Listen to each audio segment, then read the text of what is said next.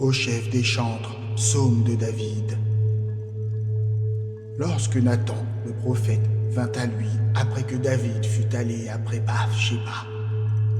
Ô Yahweh, accorde-moi ta miséricorde dans l'abondance de ta bienveillance, selon l'immensité de ta grâce, efface mes transgressions. Purifie-moi entièrement de mon iniquité et lave-moi de toute souillure. Car je reconnais pleinement mes fautes et mon péché se dresse sans cesse devant moi. Contre toi seul j'ai péché, j'ai commis ce qui est mal à tes yeux. Ainsi, tu es juste dans ton verdict, irréprochable dans ton jugement. Voici, je suis né dans l'iniquité, et ma mère m'a conçu dans le péché. Mais tu désires que la vérité soit ancrée au plus profond de mon être. Fais pénétrer ta sagesse dans mon cœur. Purifie-moi avec l'hysope, et je serai pur. Lave-moi, et je deviendrai plus blanc que la neige. Fais-moi entendre les sons de la joie et de l'allégresse, et les eaux que tu as brisées tressailliront de bonheur. Détourne ton regard de mes péchés, et efface toutes mes iniquités. Ô Yahweh, crée en moi un cœur pur, renouvelle en moi un esprit droit et ferme. Ne me rejette pas loin de ta face, et ne me prive pas de ton Esprit Saint. Rends-moi la joie de ton salut, et qu'un esprit généreux me soutienne.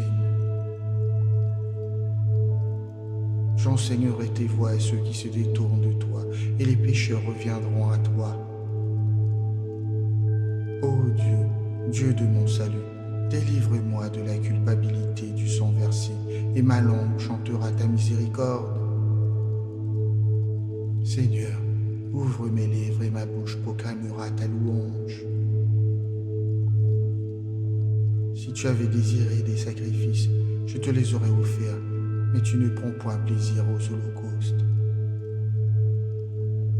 Les sacrifices agréables à Yahweh sont un esprit brisé. Ô Dieu, tu ne dédaignes pas un cœur contrit et abattu. Par ta grâce, fais du bien à Sion. Bâtis les murs protecteurs de Jérusalem. Alors tu prendras plaisir à des sacrifices de justice, aux holocaustes et aux offrandes totales. Alors on offrira des taureaux sur ton autel. Au chef des chantres, cantique de David. Lors du rapport que Doeg, l'Édomite, fit à Saül en disant « David s'est rendu dans la maison d'Achimélec ». Pourquoi te glorifies-tu dans ta perfidie, tyran? La bonté de Yahweh demeure à jamais. Ta langue complote des malheurs comme un rasoir affilé, toi, maître de la tromperie. Tu préfères le mal au bien, le mensonge à la justice. Tu raffoles de toutes les paroles de destruction, langue perfide. Aussi Yahweh te renversera pour toujours, il te saisira et t'arrachera de ta demeure, il te déracinera de la terre des vivants. Les justes le verront et seront remplis de crainte, puis ils se moqueront de lui, disant « Voilà l'homme qui n'a pas pris Yahweh pour refuge, mais qui se fie à ses richesses abondantes et se fortifiait dans sa malice. Mais moi, je suis dans la maison de Yahweh, comme un olivier verdoyant. Je me confie dans la bonté de Yahweh pour l'éternité et à jamais.